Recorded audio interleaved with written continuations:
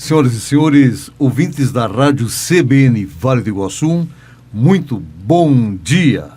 Hoje, sábado, dia 29 de fevereiro de 2020, Dia Mundial das Doenças Raras. E hoje, a CBN Entrevista tem a satisfação de receber a cirurgiã dentista, a doutora Cláudia Gobor. Ela tem especialização em halitose. Minha cara, doutora, bom dia. Olá, vocês estão aí para conversar um pouquinho sobre o assunto tão polêmico. Com certeza, extremamente polêmico. Eu até preciso me cuidar, que não posso falar muito de perto com a senhora. Essa tal de halitose, que é conhecida como mau hálito, é isso, doutora? Isso. Muito bem. Mas antes de nós começarmos a trabalhar um assunto específico, sempre gosto de que o profissional se apresente. Quem é a doutora Cláudia? Onde que foi formada? Se tem uma especialização, que eu sei que é essa tal de halitose. Fala um pouquinho de você, querida, por gentileza. Aonde mora, se tem clínica só aqui ou fora daqui, por gentileza. Então vamos lá. Eu me formei em 1991 na PUC, em Curitiba, na PUC do Paraná. Sempre tratei parte de clínica geral, fazia um pouco de atendimento na área da odontopediatria, inclusive aqui na clínica em União da Vitória. E depois disso, eu acabei fazendo alguns cursos relacionados ao tratamento das alterações de hálito. E quando foi em 2005, a minha especialização foi nessa área. Então eu fiz minha especialização em halitose na Faculdade de São Leopoldo Mandique, em Campinas. E nós somos a única turma formada no Brasil. Ela professora Luiz, ainda uma especialidade não muito reconhecida. Ela não é reconhecida pelo nosso Conselho de Odontologia. Mas essa especialização ela é reconhecida pelo MEC. Mas o MEC está acima do CFO. Então a gente anuncia desta forma porque nós somos em poucos no Brasil. Existem outros profissionais que fazem parte da Associação Brasileira de Halitose, que é um outro órgão que a gente vai comentar daqui a pouco, vai falar sobre, que eles são capacitados para tratar o hálito. Eles também são tão competentes quanto, Aí eu fiz minha especialização em 2005 e de lá para cá, cada vez mais apaixonada pela área, E daí, o ano passado, ano retrasado, 2017, eu fui eleita presidente da Associação Brasileira de Halitose. Nós somos o único país mundial que tem uma associação nacional de halitose. Eu estou no segundo mandato, vai até agosto do ano que vem. E a sede, como nós somos em poucos profissionais na associação, a sede é onde está meu atual consultório, que é em Curitiba. Ah, a senhora tem um consultório lá e a sede é lá em Curitiba? Lá em Curitiba, a sede, porque nós somos uma sede da presidência itinerante, Então, só que uma vez por mês, eu tenho meu irmão, que tem a clínica Gobor, aqui em União da Vitória. Então, uma vez por mês, eu venho atender os pacientes que querem fazer a medição do seu hálito, existe um aparelho que a gente mede o hálito, ou então querem tirar a dúvida se realmente tem o hálito ou não, ou que já percebem o hálito, porque isso tem muitas diferenças, Então, uma vez por mês eu venho para a União da Vitória para atender essa demanda de pacientes aqui na clínica. Excelente. O objetivo nosso no programa é despertar as pessoas em relação às profissões, às especializações, e também é um meio no qual nós socializamos o que nós temos. Eu gostaria, não é propaganda, não é nada disso, mas sim uma informação. Eu peço à senhora que coloque exatamente o endereço na sua clínica, a clínica do seu irmão, e aonde você atende uma vez por mês. Então é garantido que uma vez por mês aquelas pessoas interessadas poderão encontrá-la aqui na clínica. Só tem o endereço correto para que as pessoas que estão nos assistindo, poxa, não sabia que esse problema do mau hálito é tratado aqui em Porto, União da Vitória? Por gentileza. É na clínica Gobor, na rua Professora Masília 978. E o telefone é 3522-5737. Já a dica não é propaganda, mas uma questão de socializarmos aquilo que existe. Uma vez por mês a senhora tem uma agenda aqui, então, em nossas cidades. Isso. Excelente. Muito bem. Então, além, também presidente da Associação Brasileira de Halitose. Segunda gestão do presidente. Segunda gestão. Agora me chama a atenção porque vocês são a única turma em termos de Brasil e também, no caso, uma associação no mundo, é no Brasil que tem uma associação. Isso, a nível mundial, a Associação Brasileira de Halitose só existe no Brasil, uma associação nacional, digamos assim, né? E a gente tem outros profissionais indicados no site da associação, mas são profissionais capacitados. Então, a gente tem algumas regras para que a pessoa seja indicada no site, né? Então, eles cumprem essas regras, fazem 2 cursos e tal, e daí eles são capacitados a tratar as alterações de hálito. Então, isso a nível Brasil inteiro, né? Brasil todo. Doutora Cláudia, uma curiosidade, quantos alunos se formaram na especialização? Um número? 27. 27. 27 só. Em termos de Brasil, nós temos 27 pessoas que têm especialização em relação à halitose. Isso, 27 só. Privilégio estar aqui conversando com a senhora. Olha, eu que agradeço. Muito bem, doutora Cláudia, eu já pude, digamos, fazer assim uma ideia de quem é profissional, tá? Agora eu preciso saber o que é essa tal de halitose, conhecida por mau hálito, por gentileza. Então, é uma alteração fisiológica, né, que ocorre principalmente na cavidade bucal.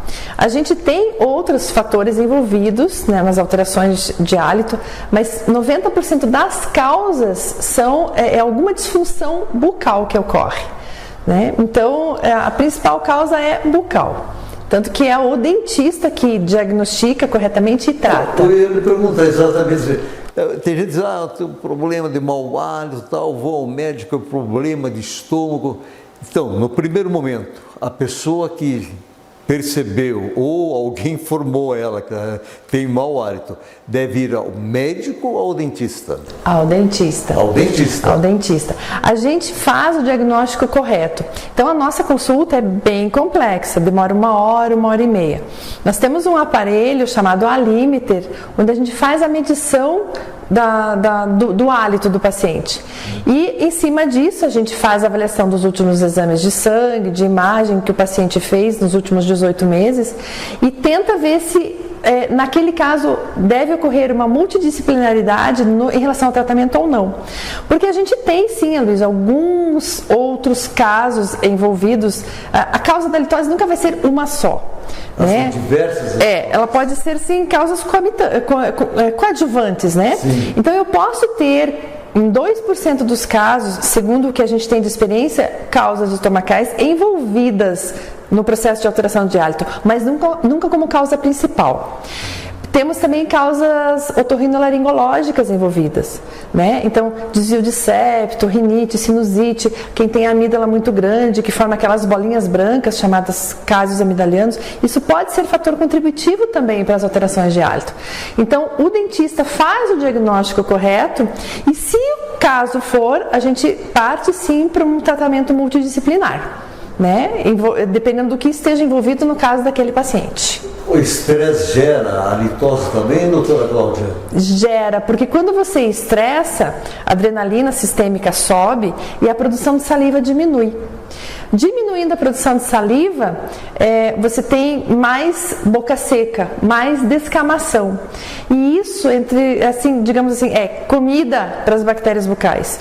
Quando elas vão deteriorar isso, elas liberam os compostos ricos em enxofre, que é o cheirinho de ovo podre, que é o cheirinho mais comum do mau hálito.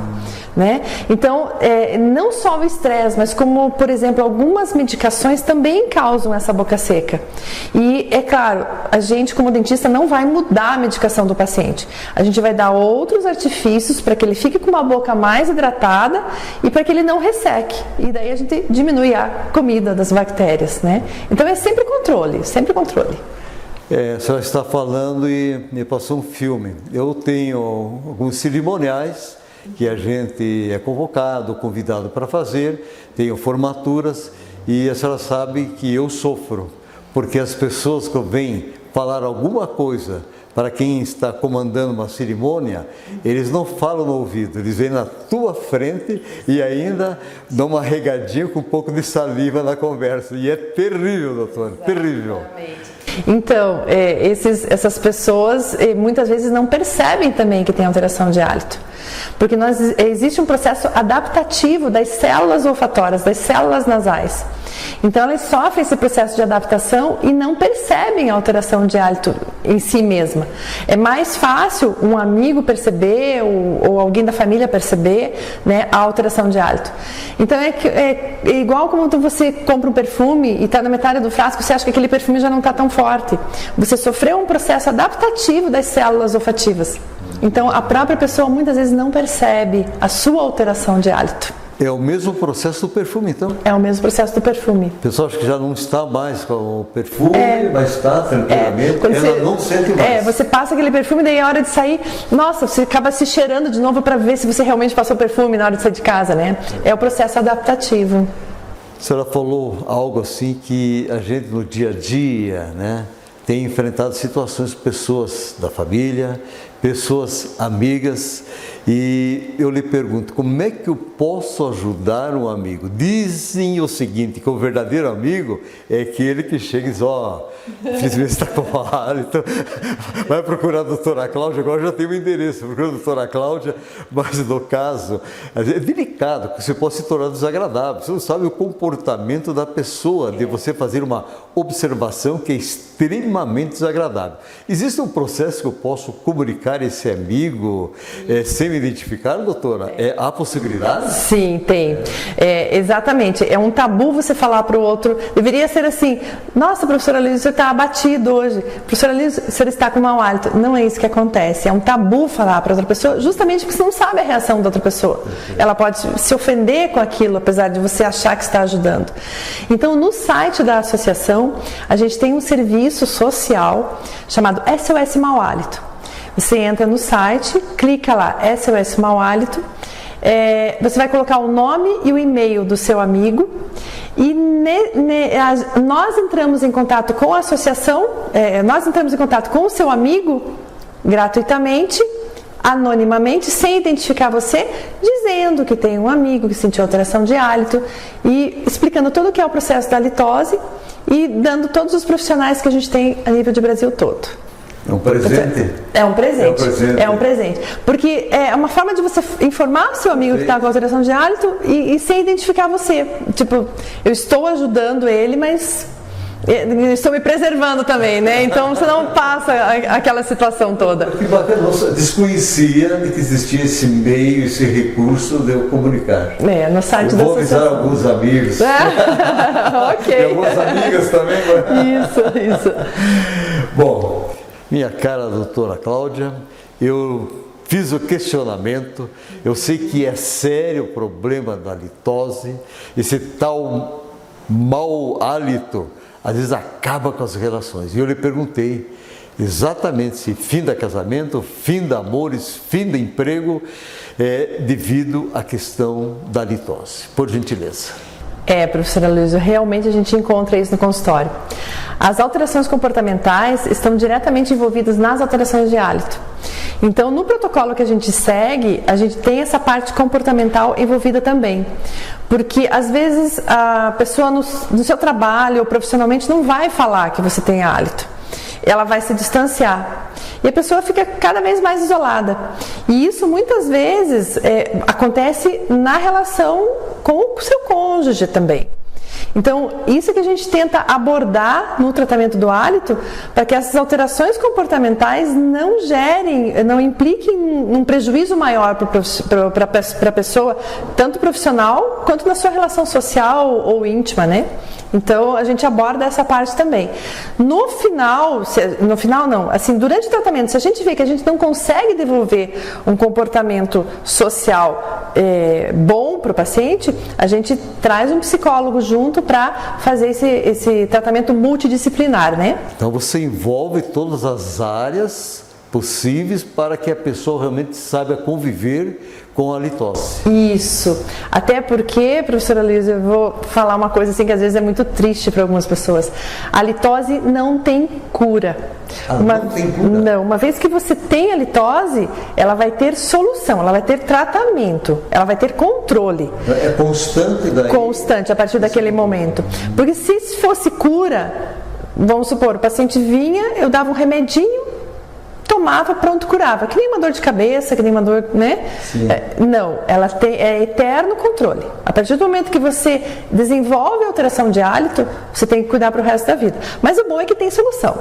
Então, por essa razão também, nós estamos aqui entrevistando a senhora para dizer que existe um caminho, que é possível a pessoa fazer esse tratamento, claro, de forma correta. Depois ela vai explicar exatamente, né, como se faz esse tratamento. Mas antes eu gostaria de saber o seguinte: como é que se chega ao diagnóstico? A senhora no começo falou sobre em relação a um aparelho. Por gentileza, desse processo, o diagnóstico é a litose. Isso. O paciente vem, a gente tem o alímeter, né? O alímeter, ele mede a quantidade de compostos sulfurosos voláteis, que é o cheirinho mais comum do hálito, que é o cheirinho do ovo podre, né? A base de enxofre. Então, ele mede a quantidade desses compostos e a gente faz uma avaliação clínica geral, últimos exames que o paciente trouxe, para ver a necessidade ou não de ser um tratamento multidisciplinar. Uma vez que a gente faz o diagnóstico correto, a gente acompanha o paciente aí de 60 a 90 dias para reequilibrar a saúde bucal, a saúde sistêmica também, né? E também a alteração do hálito. Então, através desse aparelho, a gente consegue fazer um controle bem assim, eficaz em relação à alteração de hálito. Doutora Cláudia, uma vez diagnóstico, a litose. Qual é o procedimento em relação a esse tratamento? O que depende do profissional, o que depende do paciente, o que depende da família, porque envolve todo um grupo, trabalho, social, família. Como é que é esse procedimento no tratamento? Durante o tratamento, a gente passa algumas orientações para o paciente seguir em casa. Existem, sim, algumas técnicas, por exemplo, de escovação de língua, de higienização bucal específicas para aquele paciente, porque ele desenvolveu alteração de hálito, coisa que outros profissionais não desenvolvem, né? E uma coisa que eu esqueci de comentar, 30% da população, 30 a 40% da população tem alteração de hálito em algum momento da sua vida. Então, isso a gente tenta ver também se aquele paciente se encaixa nessa porcentagem, porque é uma porcentagem alta. Então, tem pacientes também que vêm só medir o hálito e não tem essa alteração. Então, esse diagnóstico a gente faz tudo na primeira consulta, né? Onde a gente vai dissecar realmente o paciente para ver realmente se ele tem alteração ou não do hálito, né? Muito bem. É interessante, você falou em percentuais, e no Brasil quase 60 milhões, 58 milhões de brasileiros têm a litose. Isso em termos de pesquisa mundial, 40% da população mundial tem a litose. Isso. Confere esses dados, doutora? Confere. Então é por isso que a gente tem que sempre avisar o seu amigo, né? Falar para o seu cônjuge, falar para o seu familiar, porque é um tabu, né? E o mais importante é que existe tratamento, né? Que a gente tem solução para isso. E como é que, se eu tenho a litose, como é que eu vou conviver para o resto da minha vida com a litose? Existem as orientações, existe um comportamento diferenciado, é no tratamento que eu vou aprender a conviver com a litose, doutora? A gente fala que é o controle do hálito, o controle da litose, né? Você não vai estar mais com a litose, você vai estar com sua litose controlada. Então, claro, uma higienização perfeita, né? Não pode ter, em uma das causas que eu não comentei, por exemplo, são alterações de gengiva, né? Se você tem um sangramento gengival, por exemplo, se você se corta, ele forma coágulo e forma casquinha. Na boca, se você sangra, forma coágulo, mas não vai formar casquinha. Então, esse processo de deterioração desse sangramento gengival vai gerar hálito. Então, você tem que ter um cuidado bucal, você tem que ter uma higienização correta, tem uma higienização correta de língua que você vai seguir para o resto da sua vida, mas é tudo controlado. Você pode conviver com a sua alteração de hálito. Depois que a gente dá alta, a gente costuma dizer que você não tem mais alteração do hálito, desde que você siga corretamente todas as indicações que a gente vai dar. né? É pro resto da vida, na realidade, professora Luísa. Então, são novos hábitos, mas não são hábitos que vão influenciar muito no seu dia a dia. É como tomar banho uma vez por dia, passar desodorante uma vez por dia, são coisas simples, mas que muitas vezes os pacientes desconhecem que tem que fazer. Então, é essa orientação que a gente sempre dá durante o tratamento e no final dele. Muito bem. Existem complicações através da litose em outros órgãos, eu acabo prejudicando, criando problemas com menor resistência. Tem as complicações da litose se não tratada? Ela vai ficando cada vez mais grave, né? Vai ficando cada vez mais grave. A distância entre as pessoas vai aumentando. O mais comum é o cheirinho do enxofre, né? Sim. Que é o cheirinho de ovo podre. Existem alguns outros tipos de hálito, como a litose metálica ou cetônica, que é aquela litose de longos períodos sem se alimentar, ou a litose da academia, que a gente fala, que é aquele cheiro de metal, que é sistêmico.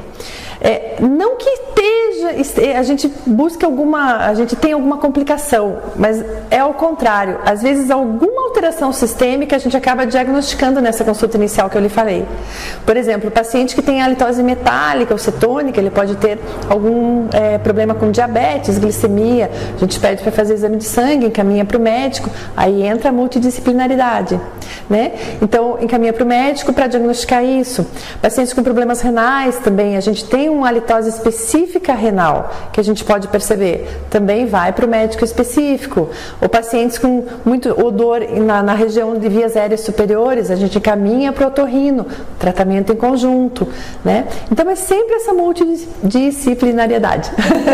Muito bem. Né? Mas tem como conviver tranquilo, depois que a gente dá alta, o tratamento demora de 60 a 90 dias, mais ou menos, depois que a gente dá alta para o paciente. Prazo, né? A curto prazo, não é? É um prazo curto. Desde que o paciente siga corretamente tudo que a gente indicar, nós fazemos exames de saliva, né? Para diagnosticar aquilo que eu já comentei, que é a boca seca, a xerostomia, né? Então, desde que o paciente siga tudo certinho, controla perfeitamente. Vai conviver, mas vai conviver com um hálito controlado. Sim. Né? Como você falou que é para o resto da vida. Às vezes vai desestimular, mas há o tratamento que vai possibilitar uma normalidade de vida. Isso, há solução. Tem controle, tem tratamento, tem solução. Doutora, em termos de prevenção, de repente eu adoro uma cebola, um alho, e daí os meus amigos são obrigados a aguentar, né? Mas a gente sabe que alguns alimentos provocam, de forma até natural, esse odor. Eu posso utilizar esses alimentos? Há algum segredo? Muitas pessoas, não sei se é mito ou não, comeu cebola, uma comida com alho, toma um copo de leite, vai amenizar. Confere isso ou é uma pseudo-informação? É uma pseudo-informação, porque depende muito do processo digestivo de cada pessoa. Tem pessoas que têm digestão mais lenta, tem pessoas que têm digestão mais prolongada. O que a gente tem por experiência é que você ingeriu cebola, você ingeriu alho, você ingeriu algum alimento odorífico forte, 3 a 4 horas depois, ou seja, no processo digestivo que dura mais ou menos 3 a 4 horas na maioria das pessoas, você pode ficar com aquele hálito sendo liberado. Depois disso, acaba. Né? Então é uma halitose, daí já não é mais bucal, ela já é sistêmica. Né? É do processo digestivo mesmo, que é uma halitose comum. Agora, como você tem que amenizar isso, aí a gente lança a mão, infelizmente, dos mascaradores, né? Chicletes, bala, até porque o chiclete ele vai estimular a salivação, né? Você tem um mascarador em cima daquilo que você comeu, daquele cheiro daquilo que você comeu. Doutora, uma orientação no sentido de alguns sintomas. Poxa, será que eu tenho, não tenho? Fica aquela dúvida. Às vezes a pessoa tem dúvida, como não tem amigos, né? Com a professora Luísa, que é reto e direto, né? E qual é o procedimento dessa pessoa? Então, o ideal é fazer uma medição no alímeter, né? Porque as medições que a gente vê por aí na mídia hoje em dia, por exemplo, lamber o pulso e cheirar, né? Ou então fazer assim, você não percebe o próprio cheiro. E outra, o mais comum que a gente encontra, mas eu lambo o pulso, seca a saliva e eu cheiro. Na própria pele tem bactérias. Então isso aqui, esse cheiro que a pessoa faz, não diagnostica nada. O ideal é você ou pedir para alguém do seu convívio que faça uma medição do hálito, que perceba se você tem hálito ou não, ou fazer a medição no alímetro. Aí a gente tem o diagnóstico correto. Muito bem, eu teria mais questionamentos, extremamente produtivo, e dizer que a senhora deixe uma mensagem, fique bem à vontade. Ok, então, a mensagem final é: tudo tem solução, inclusive as alterações de hálito, né? Umas dicas assim para você seguir dia a dia. Hidratação correta, né? Aqueles 2 litros de água, dependendo do seu peso corporal, a gente faz o cálculo no consultório certinho, mas assim, hidratação correta, higienização correta de língua, de dentes, sem sangramento gengival, controlar as vias aéreas superiores, rinite, sinusite, tudo isso pode gerar um aumento de hálito, né? E a gente faz um apanhado de tudo para que a pessoa realmente fique controlada. Mais qualidade de vida hoje em dia é muito importante, e as alterações de hálito estão incluídas nessa qualidade de vida, porque ele vem com uma parte psicológica muito interessante, muito importante para que você controle também. Muito obrigado em nome de toda a nossa equipe, e CBN Entrevista retorna sábado que vem. Até lá!